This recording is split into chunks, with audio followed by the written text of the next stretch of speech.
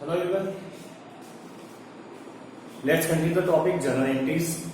वैसे तो हम लोगों ने ऑलमोस्ट जर्नल एंट्रीज कंप्लीट कर ली हैं, बट कुछ एक इलस्ट्रेशन में आपको और आज की क्लास में करा के इस टॉपिक को खत्म करूंगा। एग्जाम्पल ले लेता हूं सीधा। एग्जाम्पल में हम आज कुछ ट्रेड डिस्काउंट और कुछ कैश डिस्काउंट की और टिपिकल एंट्रीज लेने वाले हैं। ठीक है, जैसे मान लीजिए sold goods to Deepak. Deepak को हमने गुड्स बेचा of ₹50,000 at 10% trade discount. Trade discount का आपको पता होगा, ट्रेड डिस्काउंट की एंट्री नहीं करते हैं, हम सिर्फ उसे गुड्स में से लेस कर देते हैं। ठीक है, and cash discount at the rate 2%। Deepak paid 50% amount immediately। Transaction क्या है कि हमने दीपक को गुड्स बेचा है 50,000 का। अब ये लिखा हुआ नहीं कि कैश में बेच रहे हैं तो हम मानेंगे उधार में बेच रहे हैं, क्रेडिट का ट्रांजेक्शन है।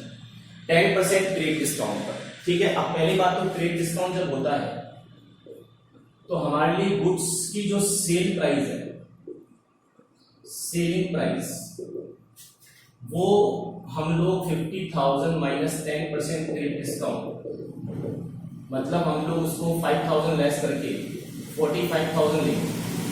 हमारे लिए गुड्स 50 का है ही नहीं, क्योंकि जो ट्रेड डिस्काउंट होता है वो हम गुड्स की एमआरपी में से लेस कर देते हैं। ये 50,000 जो है ये गुड्स की क्या है, लिस्ट प्राइस है, एमआरपी।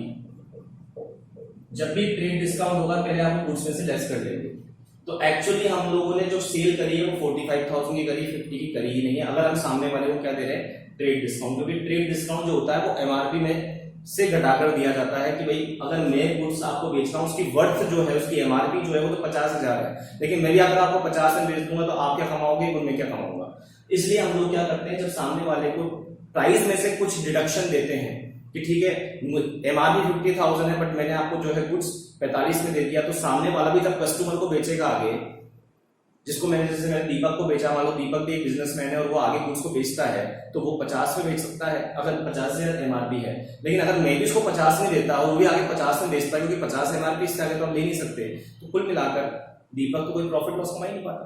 इसलिए मैंने दीपक को कुछ डिस्काउंट दिया, ट्रेड डिस्काउंट, ताकि मैं भी कुछ अर्न करूं और वो भी कुछ अर्न करे। तो उसके लिए गुड्स कितने रुपए का है, 45,000 का है। ठीक है, अब हम उसको कैश डिस्काउंट भी दे रहे हैं। तो कैश डिस्काउंट की क्या कंडीशन है, कैश डिस्काउंट तभी दिया जाता है या तभी मिलता है जब सामने वाला हमें कैश पेमेंट कर दे। ठीक है, अदरवाइज कैश डिस्काउंट का कोई रिलेवेंस नहीं है जब तक सामने वाला कैश ना दे दे। कैश डिस्काउंट अलाउ भी तब होता है या मिलता ही तब है या दिया ही तब जाता है जब आपको कैश मिल रहा है या आप कैश दे रहे हो। तो आपने उसको ऑफर किया कि 2% कैश डिस्काउंट पर भी मैं आपको गुड्स बेच रहा हूं, तो इसका सीधा सा मतलब ये है कि जब आप मुझे कैश दे दोगे, पेमेंट कर दोगे, तो मैं आपको 2% डिस्काउंट दूंगा कैश में। बट यहां पर दीपक देखें, दीपक ने पेड करा 50% अमाउंट, तो इसका मतलब क्या है कि 45,000 का 50% आपको मिल गया, ये तो रिसीव्ड हो गया, और बाकी 50% जो रिसीव नहीं हो। ठीक है, अब जो 50% रिसीव्ड हो गया मतलब 22,500 और बाकी 22,500 नहीं मिला, तो सोचो इसका तो पैसा जब मिल गया तो कैश आ जाएगा आपके पास, लेकिन इसका पैसा नहीं मिला तो अभी अपने को अभी भी लेना है। तो यहां पर दीपक हमारा क्या बनेगा, डेटर बन जाएगा। डेटर मतलब इनसे पैसे लेने हैं, तो आधा पैसा मिल रहा है आधा नहीं मिल रहा है, तो दीपक हमारा डेटर बनेगा। और जो आधा मिल रहा है, अब उसकी शर्त क्या थी कि कैश डिस्काउंट देंगे आप 2%। तो कैश डिस्काउंट तब देंगे जब आप सामने वाला आपको पैसा दे रहा है, तो आधा तो दे रहा है ना, तो आधे में हम लोग कैश डिस्काउंट भी देंगे सामने वाले को।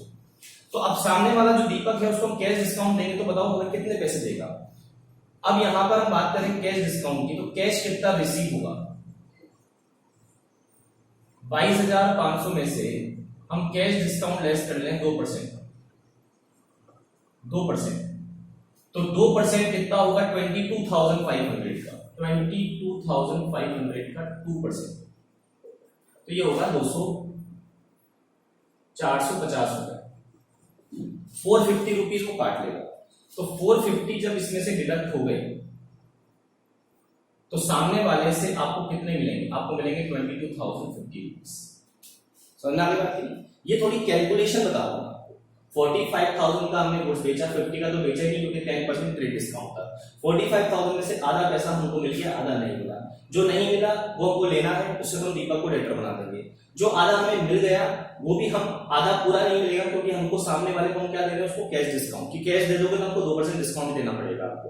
तो जितना पैसा वो दे रहा है उस पर ही हम उसका 2% कैश डिस्काउंट निकाल लेंगे। तो 22,500 का हमने जब 2% कैलकुलेट किया तो it is comes to rupees 450। तो 450 डिस्काउंट काटने के बाद आप सामने वाले से आपको कितने मिलेंगे, 22,050 रुपीज। अब इसकी एंट्री क्या होगी देखिए, हमें कैश मिल रहा है तो कैश अकाउंट डीआर कर देंगे। कितना मिल रहा है, इतना मिल रहा है। जितना पैसा आ रहा है कैश डेबिट कर देंगे। सामने वाले को हमें डिस्काउंट भी देना पड़ रहा है, डिस्काउंट अलाउड दिया 450। इतने रुपए का हमें क्या देना पड़ रहा है, डिस्काउंट। तो डिस्काउंट हमारा एक्सपेंस है, डेबिट कर देंगे। तो डिस्काउंट हमारा यहाँ पर क्या है, एक्सपेंस है या लॉस है, क्योंकि हमें मिलने तो 22,500 थे बट सामने वाले को हमने कैश डिस्काउंट दे दिया 450 का, इसलिए मान लीजिए एक्सपेंस है इसलिए डेबिट होगा। एक्सपेंसेस भी डेबिट होते हैं। अब दीपक अकाउंट डेबिट होगा 22,500 से। दीपक क्यों डेबिट हो गया, क्योंकि दीपक हमारा क्या बना था, डेटर। और डेटर का मतलब क्या है, असेट बढ़ रही है हमारी, बाद में फ्यूचर में पैसा लेना है। जब भी किसी को आप डेटर बनाते हैं तो वो डेबिट होगा कि इससे पैसे ले रहे हैं, इतने ले रहे हैं, इसलिए दीपक भी डेबिट हो गया। और 2 कुल मिलाकर हमने क्या करी है, सेल। तो सेल हम ले लेंगे, कितने की सेल करिए, सेलिंग प्राइस से। सेलिंग प्राइस उसकी कितनी लेंगे, 45,000। तो सेल स्टॉक कम हो रहा है या सीओ, तो सेल हमारी इनकम हो रही है इसलिए सेल्स को हम क्रेडिट कर देंगे, इनकम क्रेडिट होती है। या फिर हम ये बोल दें कि सेल जो है उससे हमारा स्टॉक कम हो रहा है, असेट कम हो रही है, असेट होती है डीआर, कम हो रही है इसलिए क्या कर रहे हैं, सीआर। बेस पे हमेशा हम सेल लेंगे तो सेल अकाउंट क्रेडिट कर देंगे 45,000 से। ये हमारी एंट्री बन जाएगी। समझ में आई बात की नहीं? इस क्वेश्चन में सिर्फ ये था कि हमको थोड़ा सा कैलकुलेशन समझना था, और ये हमने जो एंट्री बनाई है कंबाइंड एंट्री है। कुछ पैसा आ रहा है, कुछ पैसा नहीं आ रहा है, और जो पैसा आ रहा है उसको हम सामने वाले को क्या दे रहे हैं, डिस्काउंट दे रहे हैं। क्लियर है बात की नहीं? ये हमारी एंट्री बन जाएगी, ये आपके सामने कैलकुलेशन है।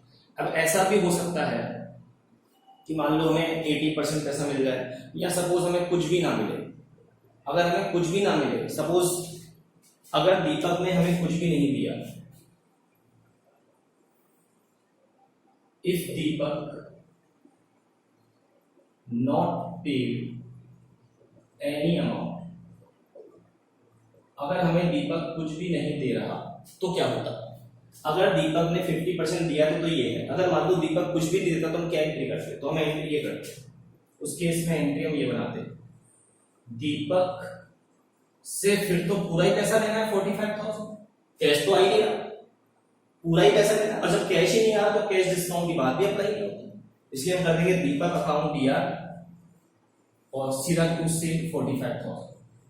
इस एंट्री और इस एंट्री में आप डिफरेंस देख लें, क्योंकि इस एंट्री में तो पैसा आया ही नहीं, तो कोई कैश डिस्काउंट की बात भी नहीं हुई, कोई कैश की बात भी नहीं हुई। कुल मिला के हम सेल तो वैसे भी 45 की पहले भी कर रहे थे, सेल 45 की भी कर रहे हैं, लेकिन दीपक को हमने डेबिट यहाँ 22,500 से किया था क्योंकि 50% पैसा भी नहीं आया, और यहाँ तो पूरा 100% नहीं आया। जितना उससे लेना था सेलिंग प्राइस का 45,000 वो हमको नहीं मिला, तो हमने दीपक को क्या कर दिया, 45,000 से डेबिट कर दिया। समझ में आ गई बात की नहीं? तो ऐसा अगर हो तो इस तरह से फिर एंट्री पास करनी है। ये परसेंटेज 50% भी हो सकता है, 80 भी हो सकता है, उसकी कैलकुलेशन तो आप इस तरह से कर सकते हैं।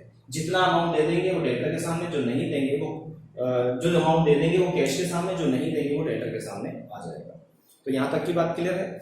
अब ऐसा ही एक ट्रांजेक्शन आपको बता देते हैं परचेज में, कि हम परचेज भी करते हैं तब क्या एंट्री होती है। हाँ जी, अब देखिए यहाँ हमने एक ट्रांजेक्शन लिखा है परचेज का, कि परचेज कर रहे हैं हम गुड्स दीपक से, लिस्ट प्राइस है 1 लाख। अब की बार हमने गुड्स खरीदा है दीपक से और हमकी लिस्ट प्राइस जो है, एमआरपी प्राइस जो है 1 लाख रुपीज है। 10% ट्रेड डिस्काउंट है और 1% कैश डिस्काउंट है, और दीपक ने 40% अमाउंट हमें सेम डे दे दिया है। अब इसकी कैलकुलेशन कैसे समझेंगे, पहले हम कैलकुलेशन की बात कर लेते हैं। तो पहले बताएंगे हम परचेज प्राइस क्या है। परचेज प्राइस मतलब हमारे लिए गुड्स कितने का पड़ा, तो हम लोग क्या करेंगे, 1 लाख रुपीज में से माइनस करेंगे ट्रेड डिस्काउंट। ट्रेड डिस्काउंट कितना परसेंट है, 10%, 10,000। 1 लाख का 10,000 10% 10,000 हो गया, तो हमारे लिए गुड्स की प्राइस क्या है, 90,000 है, 90,000 है। तो हम जब परचेज अकाउंट डेबिट करेंगे तो इस अमाउंट से डेबिट करेंगे, क्योंकि हम गुड्स खरीद रहे हैं तो परचेज अकाउंट डेबिट होगा 90,000 से।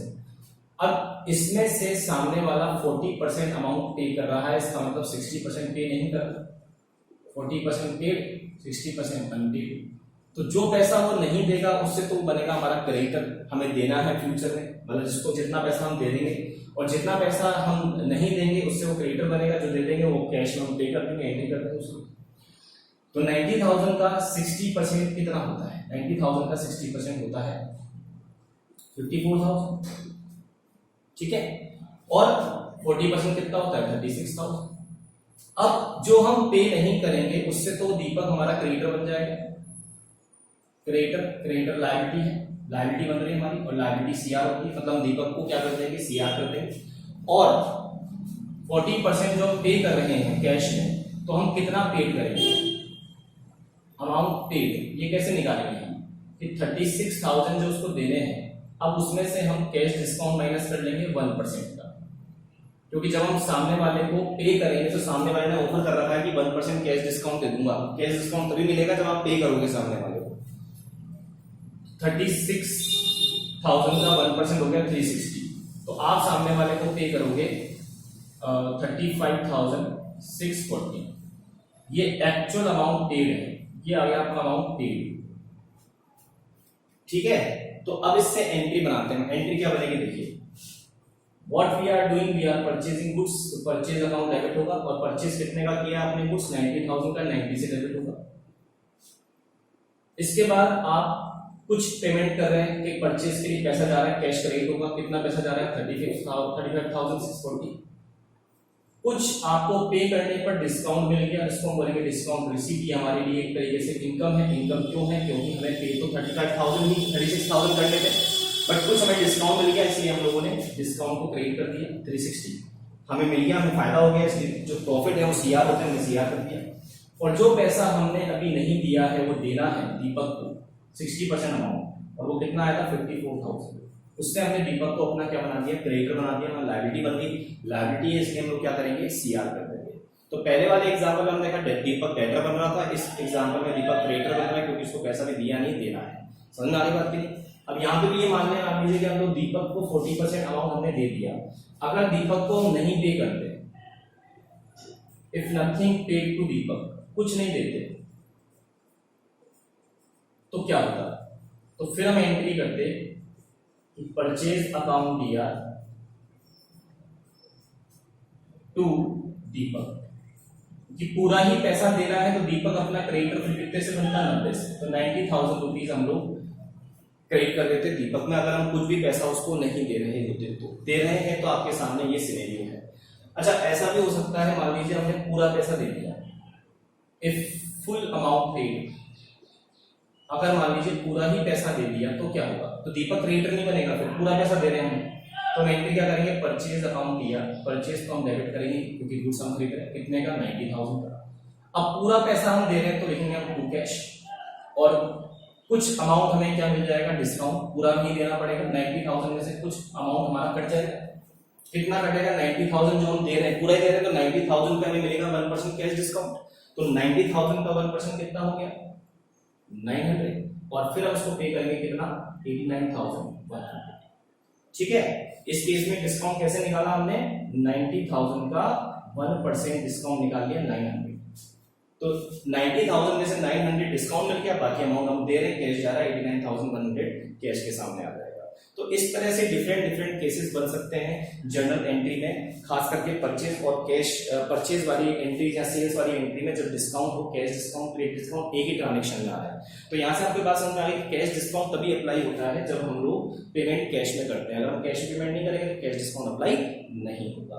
Is it clear? और जब कैश की कैलकुलेशन आप करोगे डिस्काउंट की, कितना कैश हम दे रहे हैं, तो कैश डिस्काउंट की कैलकुलेशन उसी अमाउंट पे करनी है जो एक्चुअली आपको पे करना है। जो पे नहीं करना उससे तो सामने वाला या तो डेटर बन जाएगा, सेल करा है तो, या तो क्रेडिटर बन जाएगा अगर आपने खरीदा है तो। ठीक है।